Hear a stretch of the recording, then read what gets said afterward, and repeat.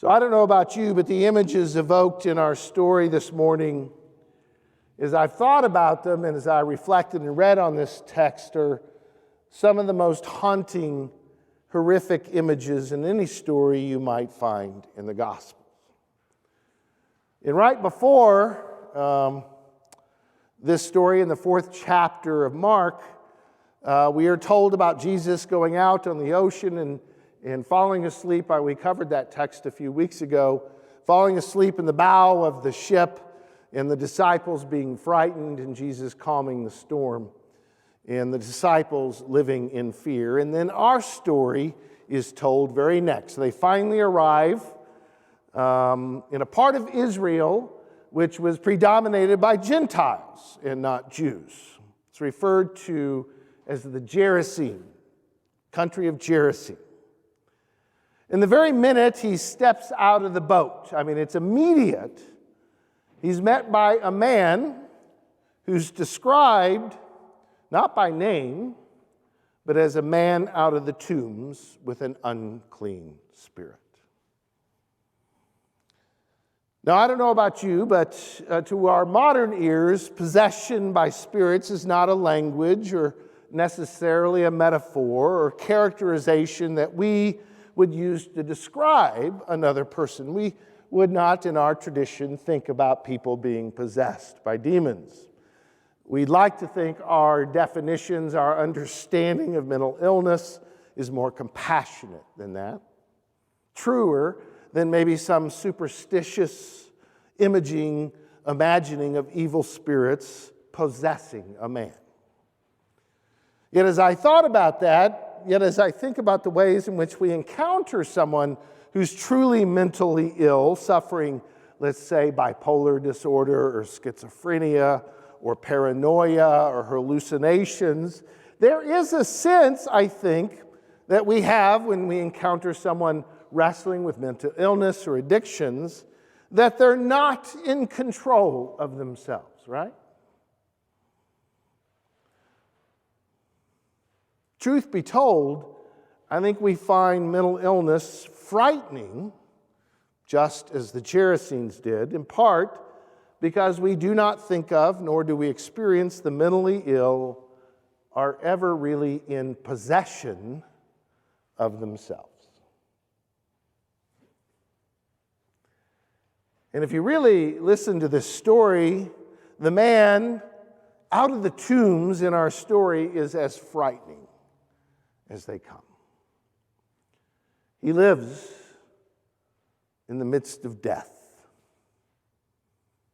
And the Gerasenes have decided that the only way they can protect themselves, and I think in some ways compassionately, the only way they can protect him is to bind him with chains and shackles. But I assume it is to protect themselves and to protect their community. Yet the man cannot be constrained, as his madness so possesses him that he breaks the very chains intended to protect those around him. I can almost hear, when I hear the details of the story, him living amongst the graveyard and the tombs, the howling and the screaming and the lashing out and the hurting himself. The Gerasenes tried to control him, but they cannot.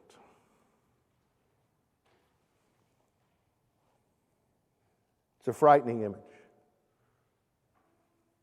Now, many of you know my wife works as a psychologist at a county hospital here in town that is on the front lines of dealing with mental illness in our communities, something that has become far more acute during COVID. In the stories, and actually I would say there are horror stories that she will share with me at times when she comes home, is overwhelming, of people struggling with profound mental illness, with addictions to various drugs.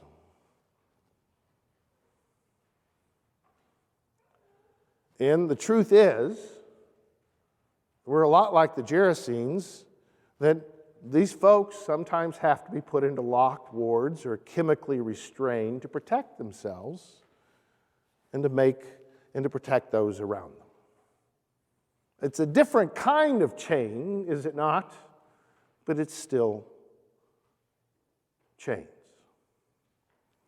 And one of the truths that my wife sees is and often these are folks who are homeless, who are wandering our streets. In fact, there are significant statistics that indicate that our homeless population has a high level of mental illness. Very much a part of why they're wandering our streets. And one of the challenges, and my wife has shared this with me over and over, has said, and one of the truths that mental health advocacy groups identify is that Iowa ranks dead last among all the states for beds for those who are wrestling with mental illness and addictions. My wife would often share the frustration of the lack of resources we have for these people suffering. A number of times, and again, these poor people suffering, a number of times saying there was not a single bed in the state of Iowa for someone wrestling with addiction. That in fact, we have to send some of these people to Oklahoma, of all places, because they have resources we do not have. And probably some of us have encountered some homeless person, been frightened by some homeless person, or may even know a person in our family who wrestles with mental illness in which they are not in possession of themselves. So the part of the power of this story for me is not to judge the Gerasenes. They were only trying to do what they could to protect themselves and those around them, but to see how what happened thousands of years ago happens in our streets more and more than we realize. And we don't do anything about it. And it's interesting, the man out of the tombs meets Jesus, and he asks Jesus, he says to him, "Don't torture me." In other words, he expects violence in all likelihood because of his possession, because of his brokenness, because I think he had experienced violence from those who encountered him among the tombs.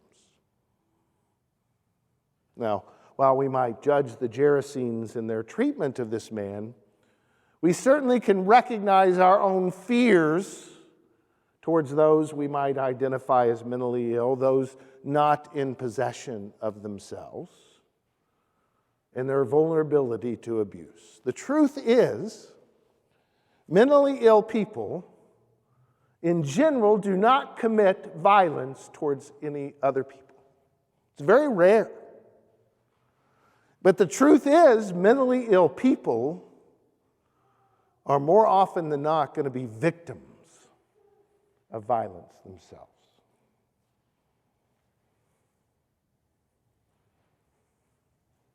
Statistically, it's more than obvious. Glaring, and yet we are so frightened we lock them away for what they might harm us, because they scare us, much like they did the Gerasenes. So what does Jesus do? It's not profound. Seems innocuous enough.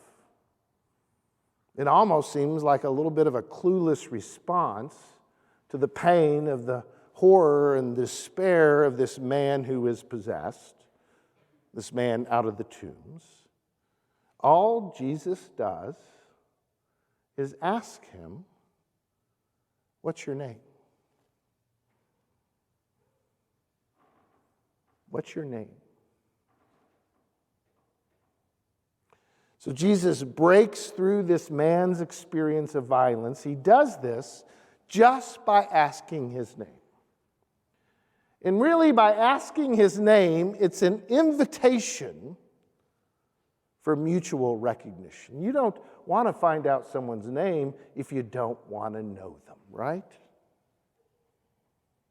It's a human voice wanting to connect without hostility, without threat. To ask the man out of the tombs his name is somehow to reach out to this person whose sole reality has become this, for us, unthinkable isolation. Jesus asking what's his name is an attempt to connect. It's an attempt to form a relationship.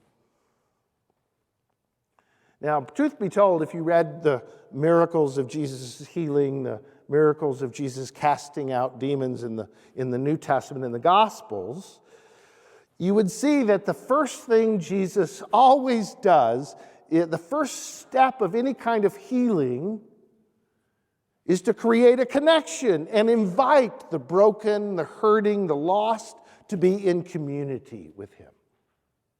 That the first step to healing is to know each other's name. Now, it's our tendency to dehumanize those that we might not want to know, the nameless homeless person, the nameless mentally ill person. But Jesus intentionally knows his name. He's a person. He's a human being deserving of respect and of honor. So Jesus asks his name and invites him to join him in a back and forth of conversation, of mutuality. And that's the first step to his being made whole. Now, I could spend weeks on this text talking about what is meant by the response of the man out of the tombs by Legion, a kind of image. Actually, Legion was a description of a Roman platoon of soldiers, about 2,000 or 3,000. Commentators say, well, what does that represent? Maybe a sense of violence that people experienced with the Romans. I have no way and no sense, and I have tried this week to make sense of what the heck was going on when the unclean spirits went into the pigs, who then committed suicide by jumping off into the ocean. I've read all kinds of commentators, and we really can't make, and there's all kinds of different opinions. But the reason I think, and I could talk about that, but really we should not miss the point that at the heart of this text is this compassionate question: what's your name?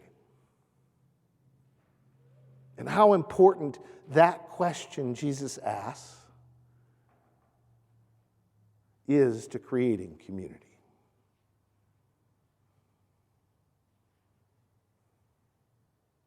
I don't think it's a coincidence that at addiction recovery groups, that the first thing one says is, my name is Alex.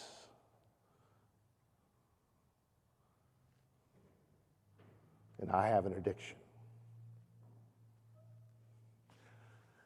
So years ago, there were a group of Presbyterians in our state who have been really struggling with and trying to understand how we can respond to this lack of resources for mentally ill in our communities, for the challenges of mental health in Iowa. And this was before COVID, which has only made it more and more acute. And so we were looking at and discussing what are things we could learn about our community, about how we can make or help with this huge problem that exists, often silently, and we don't really pay attention. We don't really know their names, but how it's happening in the state of Iowa all the time and in our communities. And I suspect in many lives of our folks at Heartland Presbyterian Church. And so as part of this group, I had an opportunity to go interview the mental health official, the person responsible in Dallas County for mental health services, and we had a good conversation about what's available and how they respond to mental illness in their communities. And I asked her towards the end of it, I says, well, what can we as a church do to help the mentally ill? And her answer surprised me. She said, welcome them into your church. Know their names. And that's kind of scary, right? I found this quote: while the world offers different scripts, Christians remember that where suffering exists, especially where suffering exists, Christ remains in relationship with us. So when the world deems those with mental illness, or we might add refugees or Muslims or black men or police officers, when the world labels them as frightening, unproductive, unwelcome, and other, Christians embrace them as suffering, frustrated, welcome, and just like us. The quote ends, being damned by association should be an expected part of Christian witness. To God be the glory this day and forevermore. Amen.